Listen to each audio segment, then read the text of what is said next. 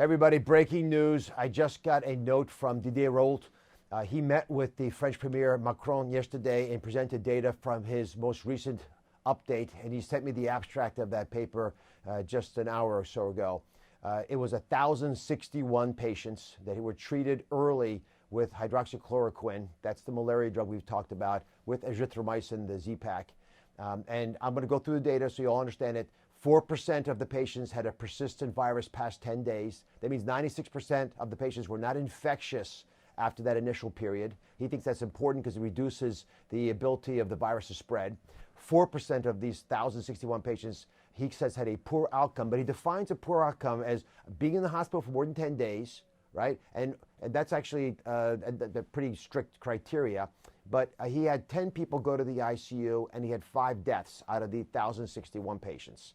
Again, there's no control study. There's no group that was designed to compare this to, but he says compared to the patients who weren't on this medication and compared to results in other parts of France, those are superior results. We'll have to look at the final analysis to assess that.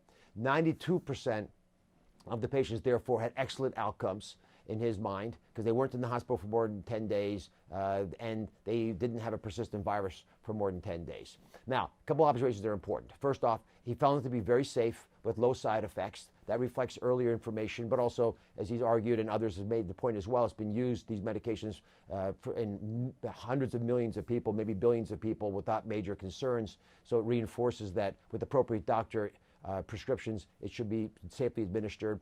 Secondly, he noticed that the amount of the hydroxychloroquine in your blood correlated with outcomes. And that's important because we hadn't thought about the fact that people might absorb it differently, and that's a critical issue.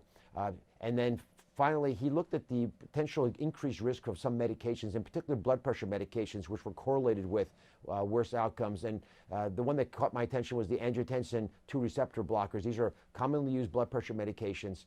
He's arguing that these are a problem because the group of patients who had those medications, 13% of them had persistent virus. That's 3 times more than the regular group, and 30% of them had a poor outcome, which is 7 or 8 times more than the average participant in the trial. I also want to point out that's the same receptor that the virus uses to get into our body, so there's a theoretical reason why there's a concern for that. It should prompt more investigation. There's a new NIH trial that's about to start, 500-patient trial. These are the kinds of endpoints that you'll be studying as well to give us more clarity on these insights. Again, more information to help educate doctors and make that doctor-patient discussion a bit more robust. I hope you found this helpful.